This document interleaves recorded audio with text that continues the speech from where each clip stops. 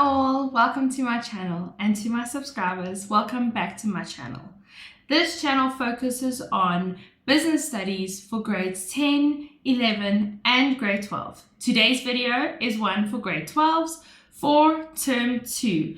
We will be diving into management and leadership, so stay tuned and I really hope you enjoy.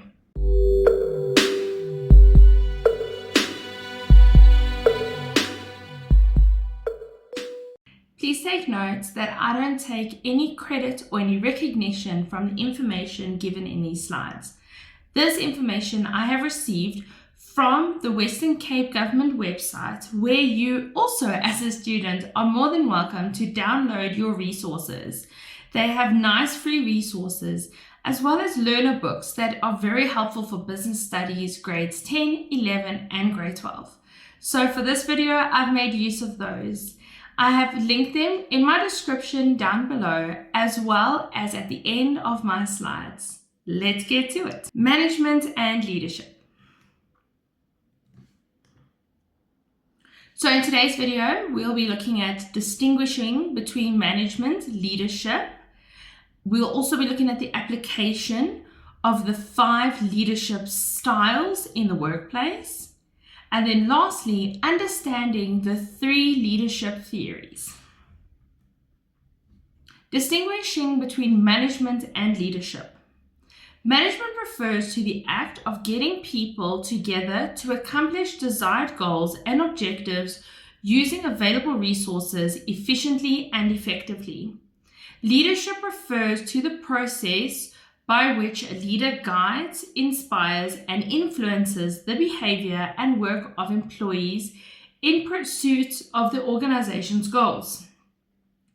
Both managers and leaders perform important functions within an organization and are therefore critical in achieving an organization's goals. Distinguishing between management and leadership. Clear differences exist between what is meant by a leader and what is meant by a manager. Leaders have a broad outlook on the organization. They focus on the vision and the mission of the business. They consider employees as people first before relating to them as employees. Where managers, however, have a narrower view of the organization and they focus on the organization's immediate goals. Then let's look at this table comparing the two. So with leadership, we lead by inspiring and motivating others, whereas management manages processes by using their authority. Leaders provide guidance and direction to employees. Management is instructional in their approach when dealing with employees. Leaders promote creativity to improve productivity levels, whereas leaders follow the plans to reach the targets. Leaders focus on the vision and mission of the business, whereas managers focus on the targets. Leaders focus on the potential of the employees, while managers focus on the process involved in the production process. Leaders influence the action of their employees, while managers control the actions of the employees. That's where I mentioned where they'll sit down and try and understand why didn't the employee meet the deadline and the target. Whereas managers are more instructional, they will control the employees. Leaders can be creative and innovative when dealing with challenges, while managers administer plans set out by management. Leaders are people-orientated, so they put their employees first, like I mentioned, whereas managers are task-orientated, so they ensure to get the job done. There's a clear distinguishing factor for the two. All right, so there's a nice little diagram. Pause the video at this stage to just jot down this diagram. Different leadership styles. Different leadership styles are available for leaders to use in order to inspire and motivate employees. A leader's preferred leadership style is determined by a large extent of their personal beliefs, their attitudes, and their past experiences. The leadership style adopted by certain leaders is influenced by situations in which the leader finds themselves. Here is another moment. Pause the video. Here we've got all the different leadership styles. It's a very nice diagram which explains each one in a little bit of detail, but we are going to dive into them into more detail in the upcoming slides. So we've got democratic leadership style, autocratic, laissez-faire, charismatic, and transactional. So let's look at democratic and autocratic here below. A democratic leader involves employees in their decision-making process. The leader realizes that there is power within the collective input of individuals. This inclusive approach by the leader ensures to support the employees in decisions made by the leader. This leadership style is also called the participatory leadership style. Then moving on to autocratic leadership style. An autocratic leader does not involve employees in the decision-making process. Employees are told what to do and must execute the decisions of the leader without questioning his or her decisions. So there you can see autocratic versus democratic, very, very different, a complete polar opposites. So a nice way to remember it, the way I remember it at least, is democratic. If we look at South Africa, we have a democracy, which means we can have a say. If we're upset with something, we can say something. So democracy, democratic. Autocratic, the way I used to remember it, is if you look at the word auto, it's almost as if that's what the managers want to automatically do. Automatically, they want to make all the decisions and tell people what to do. Then we've got laissez-faire, free reign, and charismatic. Okay? They can use in the exam either laissez-faire or free reign, so make sure that you study both just in case they ask either one. So, a laissez-faire, free reign leadership delegates decision making to employees that he or she trusts. The leader separates him or herself from the decision making process and allows employees to make the decision in the best interest of the organization. Charismatic leadership style. A charismatic leader uses his or her personality and charm to influence the behavior and actions of the employees. Employees are inspired by the energy and keenness of the charismatic leader. All right, nice way to remember these. Okay, just my opinion. I know it might be a little bit skewed and maybe a bit discriminatory, but it's just the way I remember it. And if it can help you in your matric exams, then I say go for it. So I remember laissez-faire as, if you look at the word laisse, it sounds like lazy, looks like lazy. So how I used to remember this one is that with autocratic, they make all the decisions. Democratic, they allow the employees to be involved in making decisions. With laissez-faire, they allow the employees to make the decisions, obviously the ones that they trust. So I would remember it as the managers being lazy and letting the employees make all the decisions. So that's just a way to remember that one. And then charismatic, if you look at the word charismatic, it's similar spelled to charisma. So I would remember charismatic as having that charm and charisma, all right, with that leadership style. So it's someone, you know, you get those smooth talkers. I'm sure you guys in high school know what I'm talking about. You get those people who are just smooth talkers who can talk their way out of anything. I have a little laugh because I have this sometimes with my students. When they come late, I hear every excuse under the sun. So with charismatic, the ones that are more charismatic are, because of their charm and their charisma, they're able to have followers and have people follow them. And that's what they home in on. And as I say, a way to remember that is sometimes I have my students coming late and then they'll be like, oh, ma'am, but see, you don't understand. Ma'am, I was going here and then I got sidetracked and then my friend needed, so they're using their charm and their charisma. I don't fall for it. They do still get into trouble, but it's a good example in this context. Then the last one, transactional leadership style. A transactional leader uses rewards and punishment to drive employees towards business goals and targets. The transaction leaders focus on the results or performance of employees to measure their effectiveness in terms of goals of the organization. So another way to remember this one is transactional. I look at it as we're doing a transaction. So if you make it a payment, you make it a transaction. So for myself, if I go to the shop and I'm buying bread or milk, then there's a transaction that's being done. You are getting a reward, as am I, because I am paying you for these goods and my reward is receiving the goods. So in that way, that's how I used to remember this one. It's almost like a give and take. So in some way, it's a bit of a punishment, I would say, doing this, because it's not really a punishment. It's a bit of a punishment in a way, because I have to take my money and spend it, but my reward is that I'm getting bread. Okay, again, these are just easy ways to remember them. They are not factual. Then we're looking at them side by side. So, autocratic leadership style and democratic leadership style. So, democratic leadership style invites employees to be part of the decision-making process, whereas autocratic, all the decisions are taken by the leader alone without employee involvement. Democratic leadership style, open communication between the leader and employees. Autocratic leadership style, employees are told what to do and how it needs to be done. Democratic is people-orientated, taking into consideration the opinions of employees, whereas autocratic is task-orientated with the focus on the result and not on the employees.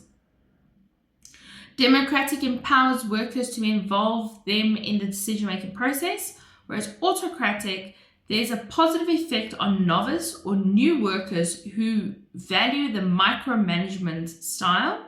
So micromanagement means that you're being watched on everything you do. I'm not one that particularly likes this style. I feel that employees should have free rein and they should also be allowed to make their own decisions. So with micromanaging, they'll check every task during every process and constantly be checking up on you. Are you doing your work? Are you working now? Why are you on cell phone? Type of vibe. To explain that a little bit further. Then democratic, experienced employees provide the leader with valuable advice and support, whereas autocratic, most appropriate leadership style in the event of a crisis or emergency. Democratic, employees are involved in finding solutions to disagreements that may arise. Autocratic, disagreements are resolved by the leaders telling the parties how to resolve it. The application and impact of the 5 leadership styles in a workplace. Just before we get started with this, with autocratic and democratic, it's a very nice question and they often like to ask them compare the differences between the two. So just make sure that you do know how to compare the two. As I said, they are polar opposites, but they do like to ask the difference between the two in questions. All right, so leadership styles adopted by leaders to a large extent determines on the relationship between their leader and the employees. As events unfold within the organization, situations may arise in which different leadership styles can be applied. So just remember that even if a leader is a democratic leader, they can make use of different leadership styles depending on the situation. Different situations, we need to apply ourselves differently. All right, so situations during which the leadership style could be applied in the workplace. Okay, democratic leadership style. The leader knows his or her limitations and is open to new ideas and innovative thinking.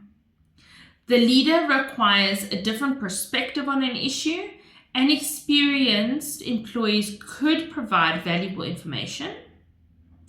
Employees are experienced experts in their chosen field for occupation, and teamwork is promoted and the input of employees are valued and appreciated. So perhaps we are dropping in sales, but we haven't done anything particularly different. So this is where this type of leadership style is good to use So you can ask your employees, guys, why do you think that our sales are dropping? What do you think we can do differently? Okay, that's a very good leadership style within that type of situation. Then autocratic.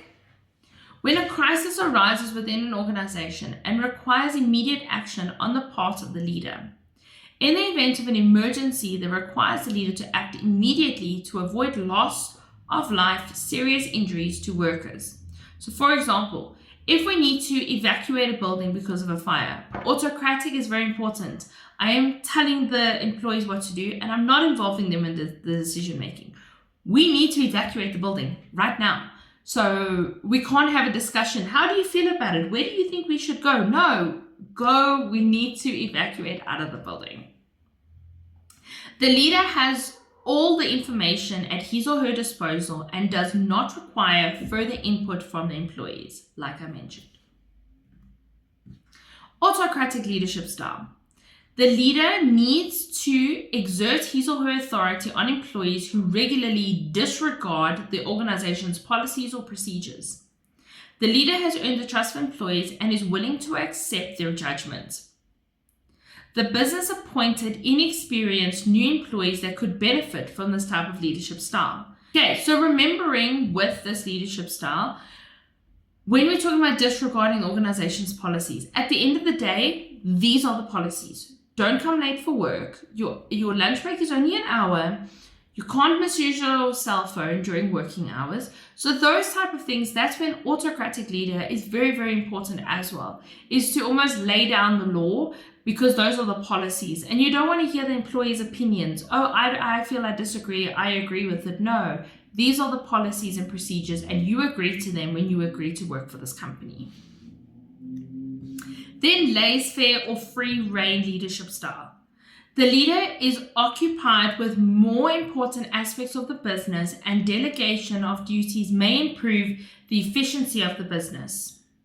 Employees who are experienced in their field are often trusted or relied on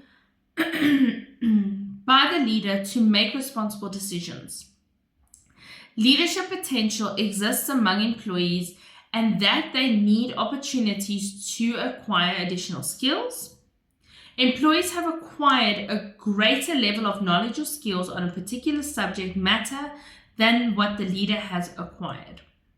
All right, so with laissez-faire or free rein, I also think free rein, like free range chickens who just roam and run free. Okay, so with that, we're allowing them free rein. We're not holding them back like a horse where we hold the reins. We're giving them free rein. We let them go of the reins. It's also a nice way to remember it. So with this one, it's really good to let your employees also make decisions because it helps them to understand the business better. It makes them feel important and special. It also makes them feel that sense of responsibility, which is really good for them and it's really good for them in their role. Then with the last point, perhaps the employee has a lot more knowledge in this field. So I worked for a company once where they do training for individuals and we were going to be marketing at schools. So we were going to market our courses at schools. And because I had recently matriculated, I was asked my opinion on where they can market them, where are their expos for the grade 12s and the matrics. So if you see, they gave me free rein and I took on that project. Why? Because I had experience in that field, recent experience versus the employees who were currently working there. Charismatic leadership style. An organization wants to implement changes and uses a leader to get the support of employees. The leader wants to boost the morale of employees who are demotivated. The leader wants employees to continue on the path of high productivity and efficiency levels.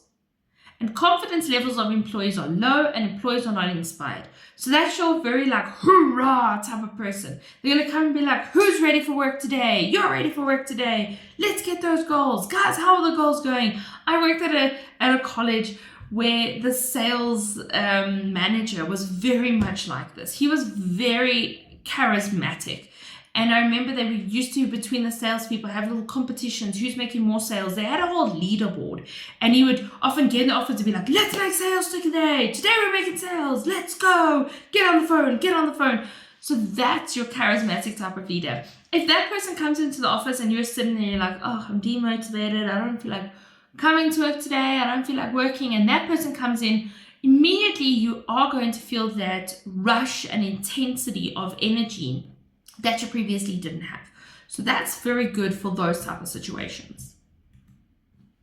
The transactional leadership style. The leader wants employees to exceed target levels. The business wants to maximize employee performance, and deadlines have to be met on short notice under pressure. Employees have low morale, and the business strategies and structures are clear but do not have to change. Okay, so transactional, we're doing things as we go. With the targets, like I mentioned, with the sales manager, there would be rewards. I'm not sure because I didn't work in that department, but let's say, for example, you could get Friday off or get half days if you were within the top 5 of making the most amount of sales. So that's where rewards and punishments come in. Perhaps those that are making very low sales would have to come in on a Saturday, sacrifice half of their Saturday to try and make up for the sales. So this is where, as I mentioned, we want to maximize the employee performance. We're also looking at our targets, all right, and deadlines.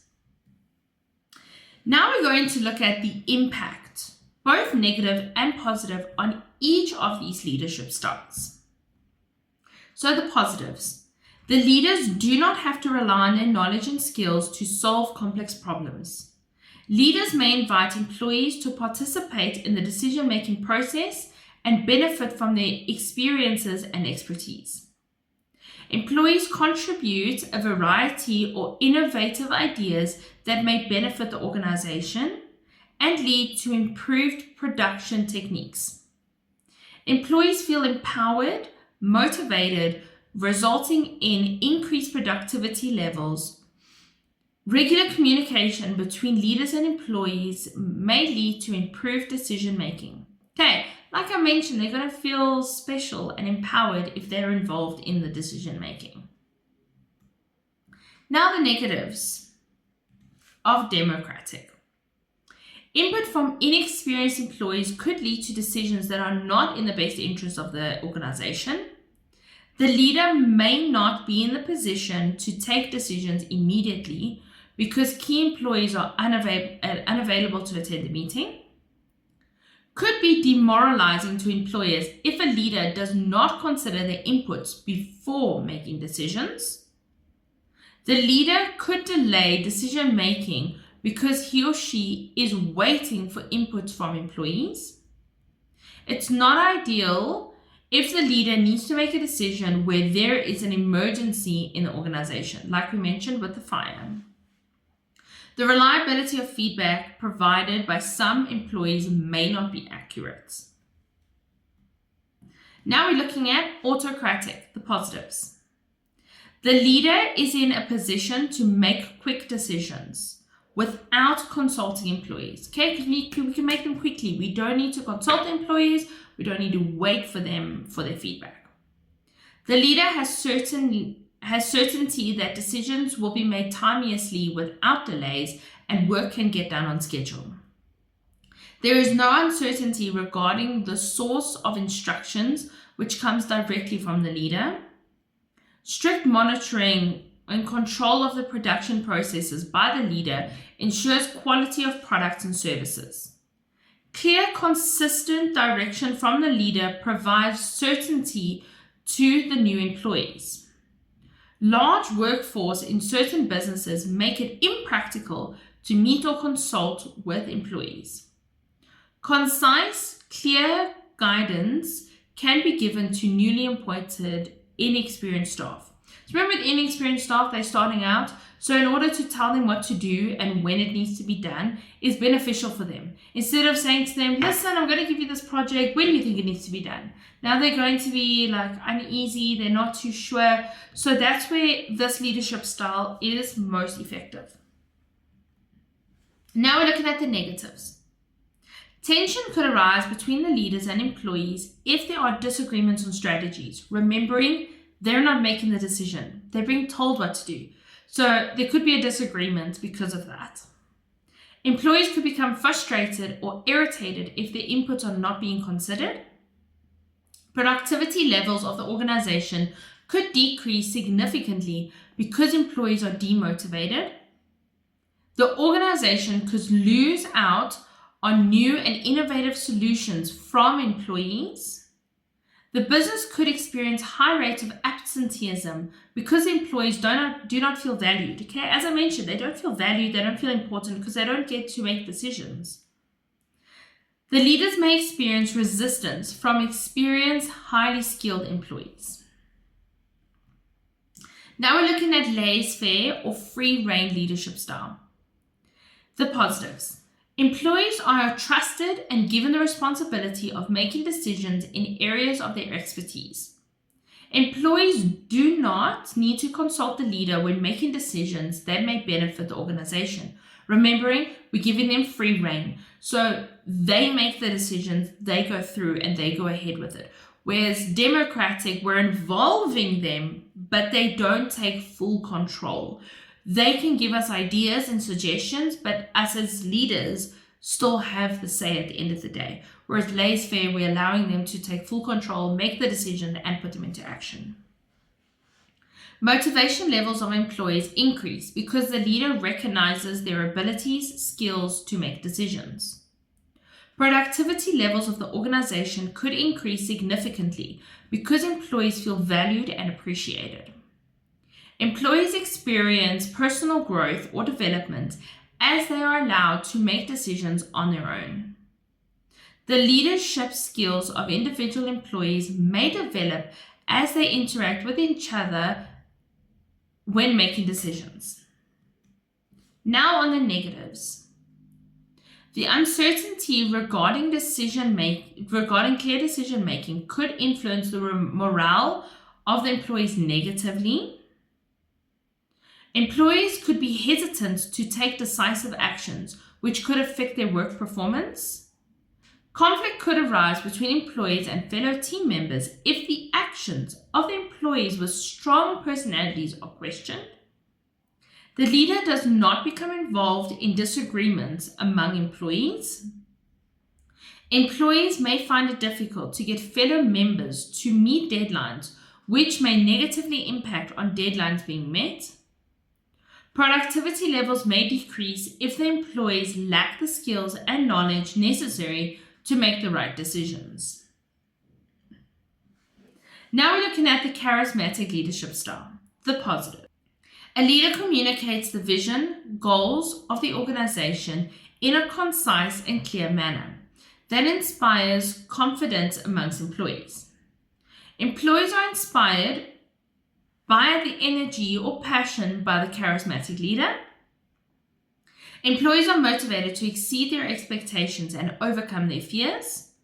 Employees are made to feel valued or appreciated, which encourages them to work harder and improve their productivity levels. As I mentioned, we've got this hoorah, let's go energy. So that's going to lift people up. They're going to feel that energy, feel that passion, and it's going to perhaps improve their productivity. And it's also going to improve the morale of the department or of the organization. Now we're looking at the negatives. A leader may promote his own personal interest instead of leading for the benefit of the organization. Employees rely on the leader to improve their morale or motivation levels. The organization may be over-reliant on the presence of the leader, which could harm the organization if that leader should leave the organization. Employees could be reluctant to change the leader on important issues, which may impact the organization negatively in achieving their goal. Okay, so it's wonderful having this person having their energy, but once they leave, it could leave a huge hole in that department or within that organization. Transactional leadership style, positives. Linking rewards to targets encourages workers to work effectively and efficiently. Incentives offered to employees who exceed targets increase the productivity levels of workers. Other employees are encouraged to work harder if they see fellow employees getting incentives for meeting or exceeding targets. Achieving the organizational goals becomes easier because workers feel valued and appreciated. Employees are given targets and they know the targets they need to work towards. Employees are aware of the punishment should targets not be achieved. Now we're looking at the negatives. Employees may feel demoralized if they are punished for not meeting targets. Remembering at the end of the day, we're all human. And especially if it's sales targets, yes, we are responsible, but at the end of the day, we can't control the target market. If they're not interested and they're not buying our products, there isn't much we can do within that. So that's where it could demoralize the employees. The leader may need to monitor the performance of employees to ensure that targets are met. Measuring the performance of workers constantly may detract the leader from performing other essential tasks. Okay, remembering we have to keep checking up on them. Keep checking, are they meeting their deadlines? Aren't they meeting their deadlines? Here's their targets. The health of the employees could be negatively affected by increased stress levels in pursuit of targets of employees. It's not a suitable leadership style for teamwork because the failure of one member to achieve their goals affects the incentives for all the members. Understanding the 3 leadership theories, now remembering the leadership styles and the leadership memories are 2 different things. Very, very, very different. Don't confuse them in the test and the exam. There are 5 leadership styles and 3 leadership theories. Leadership theories differ from leadership styles in the following ways. Leadership theories focus on the characteristics of the leader that makes them exceptional, whereas leadership style focuses on how the leader manages their employees. Leadership theories guide leaders on the different leadership styles that could be adopted. Then we're going to look at the illustration of the different leadership theories. Right, so we've got transformational, situational, and leaders and followers. Let's look at them in a bite size. Adopted by the leader during a period in which the organization would experience radical change. That's transformational. Situational. Different leadership styles would be adopted by the leader. Leaders and followers. Employees as followers of the leader follow the instruction of the leader and collectively work together towards the organizational goal. Now looking at situational leadership theory. Leaders are required to manage employees under different conditions, and different character traits are required to deal with each situation within the workplace. Different leadership style would be adopted by the leader based on the prevailing circumstances at a particular time. Effective leaders may adopt the leadership style that will ensure that the goals of the organization are achieved. The relation between the leader and the employees are based on values of trust, integrity, and respect. Leaders possess the skills or knowledge to analyze situations and allocate task responsibility to the most suitable employees. Conflict could arise if the leadership style is deemed inconsistent when dealing with employees in different situations. The effectiveness of the leadership theory is dependent on the relationship that exists between the leaders and their employees. So if we look at this situational, so we're looking at a situation. How is the leader going to react and how are they going to respond depending on the situation? So if there is a fire, we are going to use autocratic because we are automatically going to make all the decisions and we're going to tell the employees where to go. If we realize that our productivity is decreasing and the morale is decreasing, then we're going to use charismatic leadership style to boost up the people, get them hyped up, get them excited to work. So there you can see just two examples of how in the different situations, how we are going to make use of the different leadership styles. That's what this leadership theory is explaining. Transformational theory or transitional theory. The leadership theory would be adopted by the leader during a period in which the organization is receiving radical changes. The leader may use his communication, passion, or interaction with employees to convince employees to accept the changes that are planned in the organization. Employees in turn respect, admire the leader, and trust the leader's judgment regarding the planned changes within the organization. Strategic thinking leaders use their leadership theory to convince employees to accept long-term visions of the organizational. Leaders have strong and charismatic personalities that they will use to increase the motivation and productivity of the workers. So radical changes. Here we can look at what happened in 2020 for COVID-19. So there, radical changes needed to happen. There were a lot of training companies that were working face-to-face, and now they can't do their training face-to-face for months. Even it went on for about a year or two. So what do?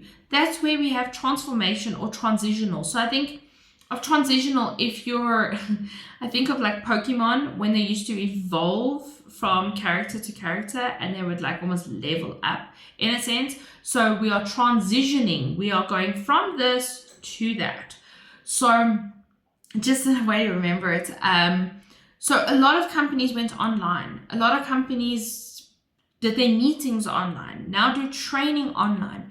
So we can see the transformation or the transition that needed to be implied by the leaders according to what happened in 2020 due to COVID-19. Then continuing, leaders have strong and charismatic personalities that they use to increase the motivation or productivity levels of workers. Employees are supported throughout this period of radical change and given opportunity to share their thoughts, ideas without any constraints. Leaders lead by example, and workers respond by focusing on their outputs. Workers take greater ownership of their responsibilities and are aware of their limitations and strengths. Now we're looking at the last one, leaders and followers. The relationship between the leader and the employees has a major impact on the goals of the organization that they have set out to achieve. Employees, as followers of the leader, follow the instruction of the leader and collectively work towards the organizational goals.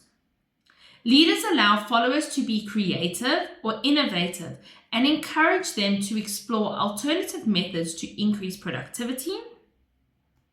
Leaders lead by example and provide incentives for positive behavior. Followers take responsibility for targets and goals that are not achieved. Innovation or creativity of some followers are stifled as they simply follow the leader and other followers.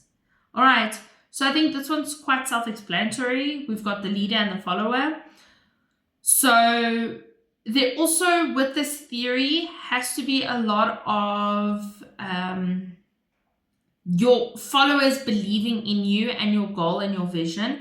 I know that's the core part of a business, is to make sure that your mission, your vision, and your goals and objective, that they are believed and they are inspired by the employees. So that's very much instilled here with the leaders and followers theory. The role of personal attitude in successful leadership. Successful leadership is essential in any organization. The success of the organization depends to a large extent on the leadership provided.